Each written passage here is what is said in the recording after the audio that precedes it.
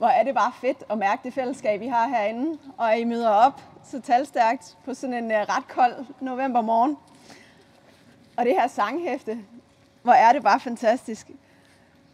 Det vi sang nu her, når vi kan se det gamle verden styrter, fordi forbrugermennesket lever flot, så må man tage sig på at bære byrder, så verden ikke bare går i skråt.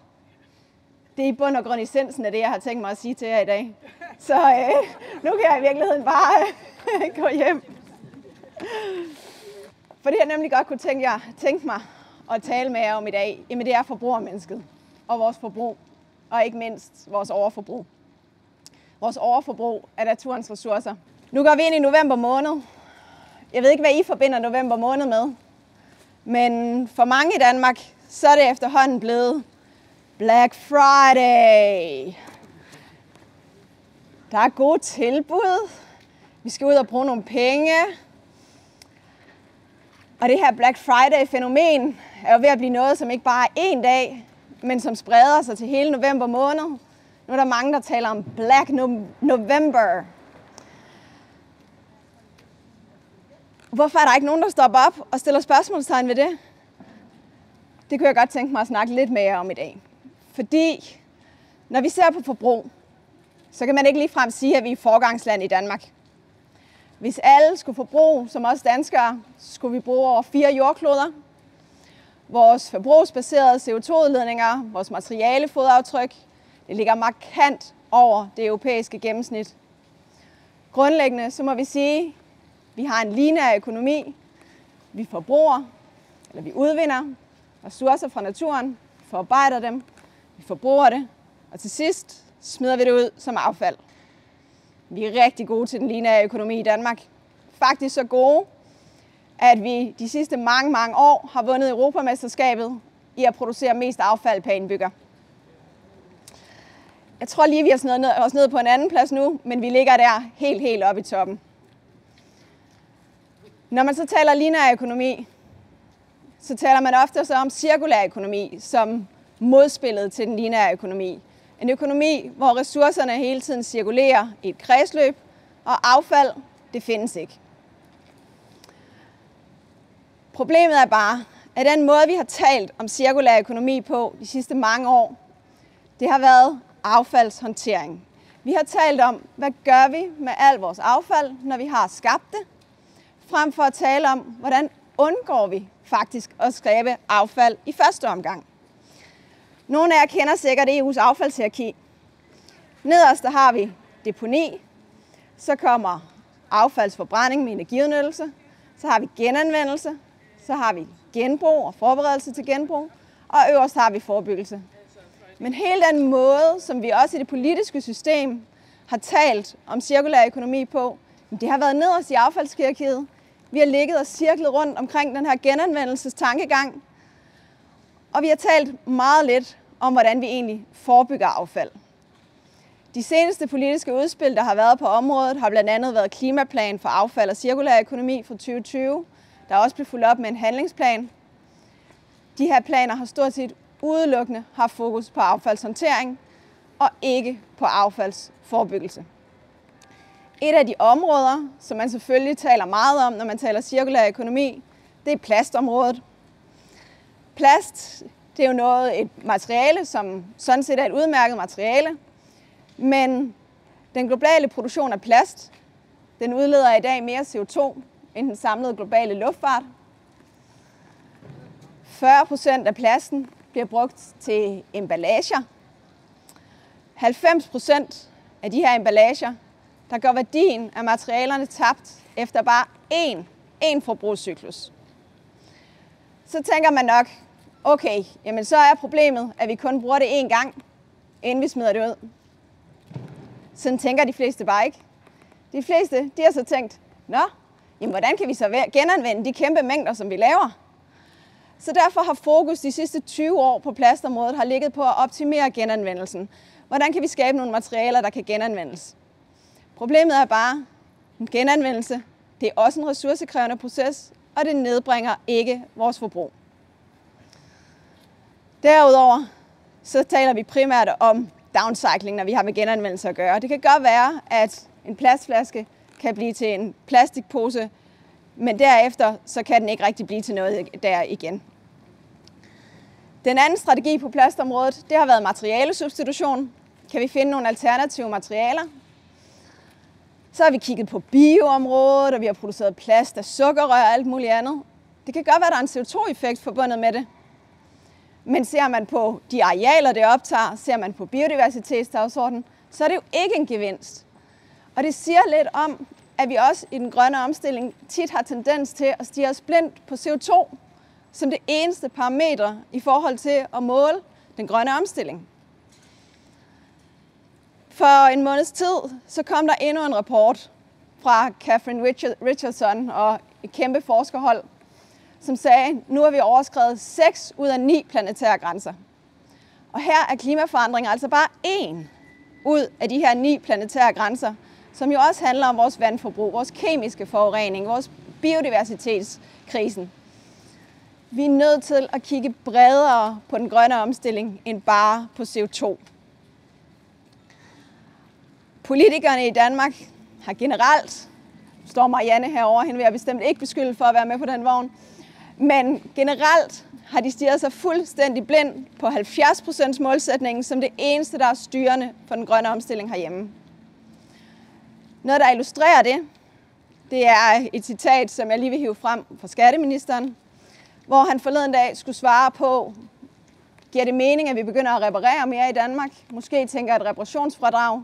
Fordi når man snakker cirkulær økonomi, og man kommer derhen, hvor man taler affaldsforebyggelse, i stedet for bare affaldshåndtering, så handler det jo i høj grad om, at vores produkter skal bruges i lang tid. For det første skal vi selvfølgelig minimere antallet af produkter, og dernæst skal vi sørge for, at de bliver brugt i lang tid, og at de bliver holdt i cirkulation og forbrug, og bliver brugt.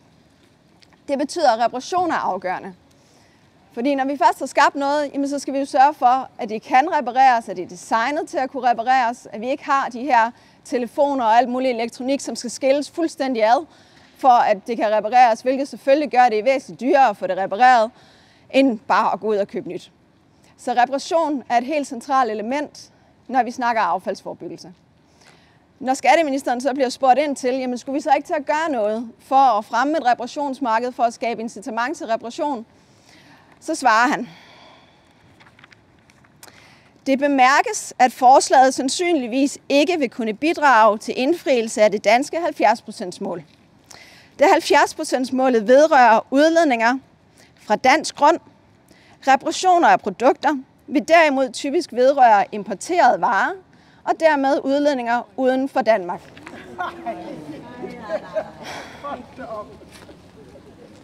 Suk. Så er det op ad bakke, ikke? Og hvad er det så, når vi ser på, hvad der bliver produceret uden for Danmark? Der er rimelig meget, der bliver produceret uden for Danmark. Så hvis vi meget snævert skal fokusere på, at det eneste CO2-aftryk, som vi skal gøre noget ved, jamen det er alt det, der bliver produceret inden for Danmark. Men alt det, som vores forbrug er skyld i udlandet, det lukker vi fuldstændig øjnene for. Så er der altså ret meget. Et af områderne, det er tøj, tekstilområdet. Der bliver hovedparten jo produceret uden for Danmark. Ser man på tøj og tekstiler, jamen så er det globale CO2-aftryk forbundet med tøj- og tekstilproduktion er op mod 10% af de globale CO2-udledninger. Det er mere end fly- og shippingindustrien til sammen. Efter bøf, boliger og biler, som man populært plejer at sige, jamen så er tekstiler det næste område, som har det største miljø- og klimaaftryk. Vores tekstilindustri er eksploderet de seneste cirka 20 år. Fast fashion har betydet, at vi forbruger flere og flere tekstiler hele tiden. Det betyder ikke kun et negativt klimaregnskab. Det har også konsekvenser i forhold til vandforbrug. 20% af det industrielle vandforbrug går til produktion af tekstiler. Det er kemiforbrug, der er forbundet med det. Det er arealforbrug, der er forbundet med det. Og når vi så ser på den fast fashion-opblomstring, der har været, så er det faktisk sådan, at cirka halvdelen af alle fast fashion-tekstiler, de er bortskaffet inden for et år efter de er produceret. Det er en helt vanvittig måde at bruge tekstiler på. Der er vi næsten over i emballagerne, i engangsemballager. Tekstiler er næsten blevet sådan en engangsting. Så derfor tænker man, okay, tekstiler har så samtidig været et område, der har været stort set ureguleret. Til gengæld har vi haft meget fokus på plast og emballage de seneste 20 år. Kunne vi så ikke lære noget af, at vi har haft et forfejlet fokus på det område? Vi har snakket om genanvendelse, materialesubstitution. Alligevel så stiger mængderne af plast bare fuldstændig sådan der. Så kan vi over og se på tekstilområdet. Og hvad gør de fleste politikere så på det område? De begynder at snakke genanvendelse og materialesubstitution. Nu skal vi til at sortere i 10 fraktioner, og vi skal til at genanvende. Det er rigtig godt. Det er ikke, fordi vi ikke skal gøre det. Selvfølgelig skal vi det. Det skal bare ikke blive en undskyldning for, at vi ikke tager fat i problemets rod, som er overproduktion og overforbrug.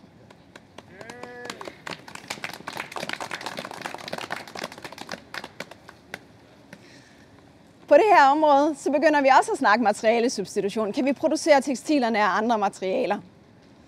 Og det siger jo bare noget om, at vi tør simpelthen ikke tage fat der, hvor det går ondt.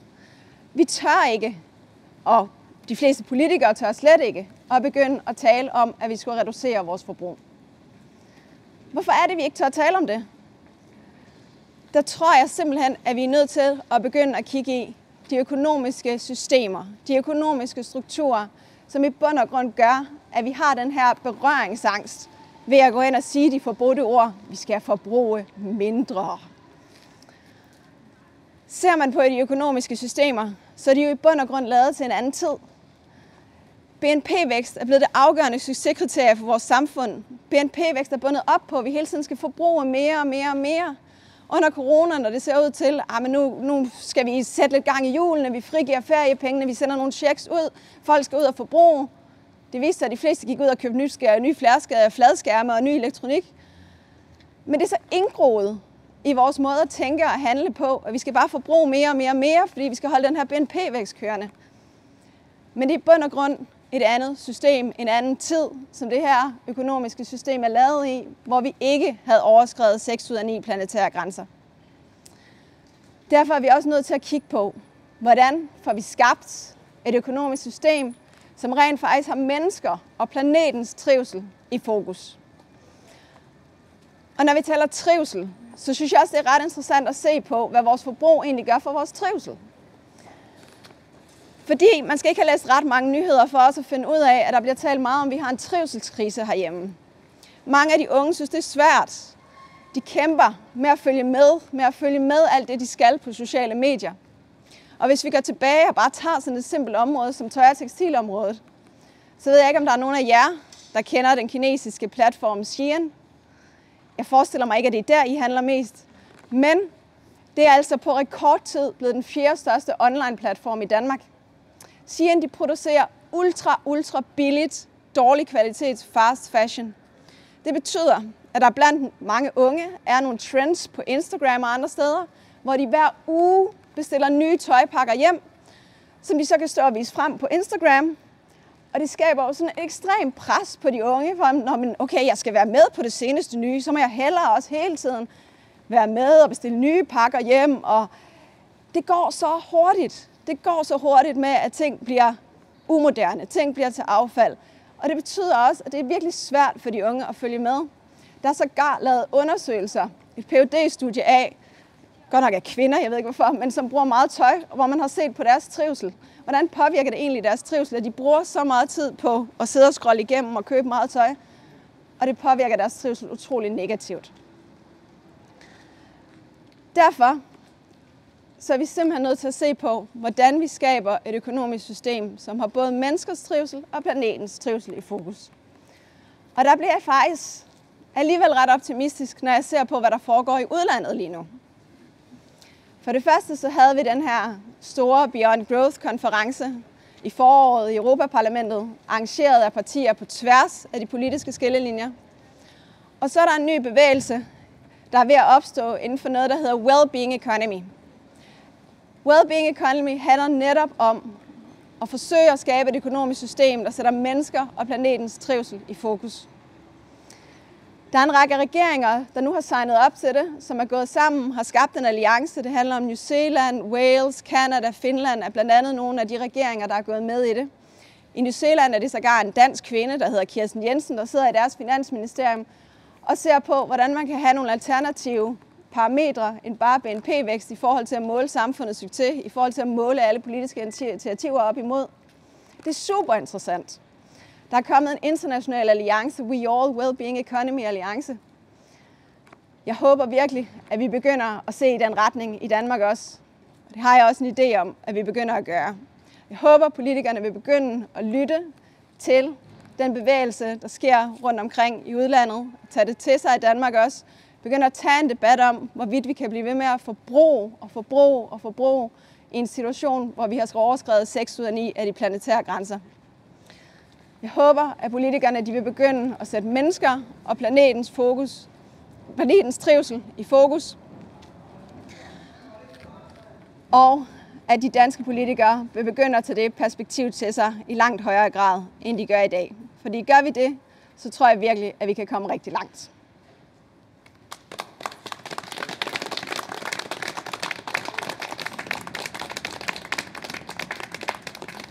Ja, det er super godt at høre. Nu er der lidt spørgsmål og eventuelt meget korte kommentarer. Kan vi få Danmark til også at stille globale krav? Det mener jeg, vi kan. Vi taler rigtig meget om, at vi skal have et mål for de forbrugsbaserede CO2-udledninger, som kan supplere 70%-målet. Det begynder der at være opbakning til politisk. Det tænker jeg også, du kan bekræfte, Marianne. Det er også noget, Klimarådet begynder at tale om. Der er opbakning til det blandt mange af de andre store organisationer, blandt Dansk Industri, Dansk Erhverv. Der er enormt mange organisationer, som faktisk begynder at se, at det her er en blind vinkel, som vi er nødt til at tage os af. Så jeg har en klar forhåbning om, at vi forhåbentlig snart får et mål for de forbrugsbaserede CO2-udledninger. I regeringsgrundlaget står der, at de vil se på konsekvenserne af at sætte et mål for de forbrugsbaserede CO2-udledninger. Jeg håber, man går skridtet videre. Jeg har selv lige et spørgsmål omkring det der. Nu kommer du fra DN. Hvad siger medlemmerne til de her sådan politiserende udmeldinger? Generelt oplever jeg, at det bliver taget godt imod. Jeg tror også, der er en bevidsthed blandt vores medlemmer om, at skal vi have noget natur at beskytte? Skal vi have noget biodiversitet? Hvad er det i bund og grund, der presser biodiversiteten? Jamen det er vores forbrug. Udvinding og forarbejdning af naturressourcer til vores forbrug og produktion. Det står for op mod 70% af de globale CO2-udledninger, er skyld i op mod 90% af tabet af biodiversitet. Så det giver ikke mening at snakke om beskyttelse af biodiversitet og natur, hvis vi ikke også taler forbrug og forbrugsreduktion. Ja, mit spørgsmål det går på, jeg har læst nogle artikler, som jeg ikke ved om er rigtige, som du måske kan kommentere på eller perspektivere. Det går på, at hvis man navnlig blandt de unge er der en trend til at købe en masse genbrugstøj, og så skifter man noget andet genbrugstøj, og så gør man det meget hurtigt, og det er også negativt. Så det er ikke altid, at genbrug er godt, det er genbrug med omtanke, der er godt. Og det er jo fuldstændig rigtigt, som det også bliver sagt heroverfra, at genbrug er jo ikke godt, bare fordi det er genbrug. Det betyder jo ikke, at man kan begynde at købe mere og mere og mere, bare fordi man køber genbrug. Så det er jeg jo fuldstændig enig i, at det er også en dialog og en debat, som vi skal til at tage, at det helt afgørende, det er altså, at vi reducerer vores forbrug, uanset om det handler om nyt tøj, eller om det handler om genbrugstøj. Det er nok mest en kommentar, men det er for ligesom, at jeg sidder i Folketinget for SF, jeg hedder Marianne Bigum, og jeg er også formand for Folketingets 2030-netværk, som arbejder med verdensmålene. Og lige præcis 2030-netværket har netop fokus på verdensmål 12, bæredygtig forbrug og produktion, med den mission at få Folketinget til at snakke om det, og til at få reel politik, som bringer det ned. Jeg kan blive meget chokeret over den skatteminister svaret med, at det her med reparation ikke lever op til vores 70% målsætning, fordi selv vores klimalov snakker om, at vi skal have en global klimaplan eller klimastrategi. Så måske var det mere betryggende for at sige, at ja, vi er ikke særlig mange, men vi har en mission om at få det her til at blive noget, vi snakker om derinde. Marianne, hun sidder som formand, så vidt jeg husker, for Folketingets 2030-udvalg, sidder i Folketinget for SF, og arbejder jo virkelig for at få den her dagsorden løftet ind i Folketinget. Så det er egentlig bare betryggende, at Marianne hun sidder derinde og forsøger at få den her dagsorden løftet ind. Men noget, der undrer mig lidt i forhold til det hun siger, det er det, at der ligesom ikke er nogen bevidsthed om, der er vores pointer herude, Er det korrekt? Altså bare meget kort. Altså, der er manglende bevidsthed, men det er også rå ideologi. Altså, fordi jeg bringer det op hele tiden, og der bliver bare sagt, jamen, fra vores klimaminister, jamen, det danske klimabidrag skal være, at vi bygger vedvarende energi. De gider ikke at snakke om reduktion i forbrug. Og det bliver snakket væk. Alt, der handler om, at vi skal bruge mindre, bliver udskammet. Så det er egentlig sikkert også noget med bevidsthed, men det er også ren rå ideologi, man ikke vil diskutere, der ikke vil den vej. Ja, det Marianne siger, det er jo, hvis man ikke kunne høre det, hvilket man faktisk burde have hørt, fordi at det er meget skræmmende, at det hun siger, det er jo i bund og grund, at det handler ikke kun om bevidsthed, det handler også om rå ideologi, at man simpelthen ikke vil snakke reduktioner af vores danske klimabidrag. Det skal være at producere vedvarende energi, men lige så snart, at man begynder at snakke reduktioner, så er der en berøringsangst. Det er ikke noget, man ønsker at snakke om. Jeg har en kommentar. Jeg hørte radioavis, jeg tror det var på orientering i går. Det var et interview med Kåre Dybvad Bæk, som var kommet med en bog. Det, som der blev diskuteret, det er det der ideologien med, at vi skal arbejde mere og mere for at bevare velfærden. Der var ingen som helst bevidsthed om, at det at arbejde mindre kunne have nogen fordele. Ingen. Nej. Og det er også skræmmende. Altså det, der bliver sagt herovre, det er jo, der bliver refereret til en udsendelse med orientering, hvor der bliver talt enormt meget om, at vi skal arbejde mere og mere og mere for at sikre velfærden, men man snakker ikke om alle de positive effekter, der kunne være af at arbejde mindre og skrue økonomien anderledes sammen. Okay. Hvordan kan en politiker ændre holdning hos de, som har valgt ham uden selv at blive væltet næste gang? Ja, et svar kunne være public service. Der bliver spurgt, hvordan en politiker kan pludselig skifte holdning, uden så at blive væltet. Og der bliver også selv svaret heroverfra, at det kunne være public service. Altså, jeg er jo enig i, at vi er grundlæggende nødt til at begynde at informere mere om de negative konsekvenser af vores forbrug, så der bliver skabt en større bevidsthed omkring det. Så der forhåbentlig også kommer den brændende platform, der gør, at politikerne er nødt til at agere på det. Vi har for nogle år siden, der startede vi med at lave sådan en rollatorbande, som gik ud til Black Friday og demonstrerede selvfølgelig imod at forbruge. Og der var meget store, vi blev set, vi gik op og ned ad strøget og stoppede praktisk taget, trafikken og kom til at gå forrest for en af de største demonstrationer, jeg har gået foran i, uden at folk vidste, de var med. Men mit spørgsmål går på, at når vi har mange af de unge inde her og snakke om hvad vi skal stille op og problemerne omkring klimaet. Hvad har I Danmarks Naturfredningsforening? Har I nogle idéer til aktioner? Altså, fordi det må være, altså det må sgu gøres mere tydeligt, når folk ikke kan forstå.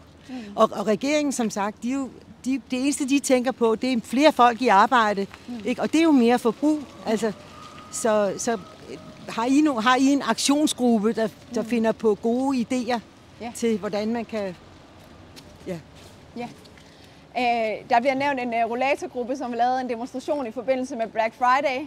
Og så bliver der spurgt ind til, hvad vi har i DN af aktionsgrupper, som også beskæftiger sig med det her og forsøger at lave noget aktion og demonstration omkring det. Ja, vi har et kampagnekontor, som er sindssygt dygtige. Og i morgen har jeg møde med dem om, hvad vi kan lave op til Black Friday. Så jeg håber, at vi kan komme ud og lave noget på den dagsorden også her i forbindelse med Black Friday. Det er selvfølgelig altid en afvejning i en forening, hvor der er så mange dagsordener, hvad får lov at fylde. Men hvis I spørger mig, så er det jo helt oplagt, at vi laver noget på forbrug i forbindelse med Black Friday. Så det håber jeg, vi kommer til. Jeg forstod ikke den kommentar, der kom omkring genbrugstøj. Altså for mig at se, at det er jo netop det, at de unge og jeg og andre køber genbrugstøj. Jeg ser da netop et potentiale i genbrugstøj, at man i første omgang kan bytte, og så leverer man selvfølgelig tilbage igen, når nu man så har brugt det.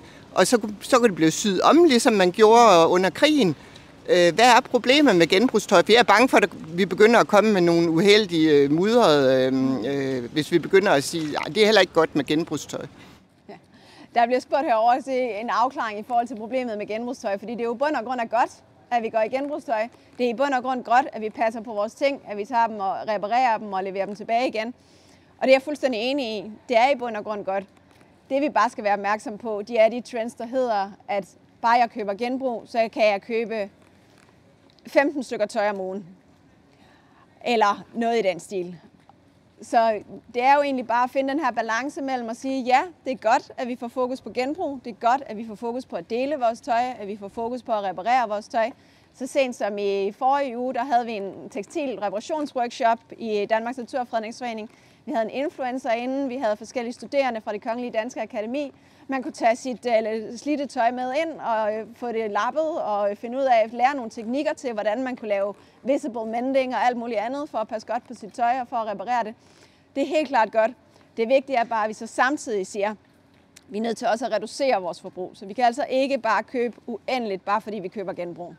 Du snakkede om en alternativ økonomi, der var i gære rundt omkring. Jeg vil godt lige høre, er der tale om, at man vil prøve at lave nogle andre, et alternativ målemetode i forhold til BNP? Eller er der også tale om, at man faktisk overvejer, hvad det vil kræve, hvis man skal ændre den økonomi, der faktisk fungerer nu, altså den kapitalistiske økonomi? Der bliver spurgt ind til en alternativ økonomiske modeller, om der i den forbindelse er tale om alternative målemetoder, eller også en grundlæggende ændring af økonomien. Og der vil jeg svare begge dele. Hvis man ser sådan et institut som Zoe Institute i Tyskland, som også chipper ind i den her sådan well-being economy-tankegang, der ser de både på alternative parametre, men også på sådan de der mere grundlæggende strukturelle elementer af økonomien, og hvordan man kan ændre dem. Så begge dele.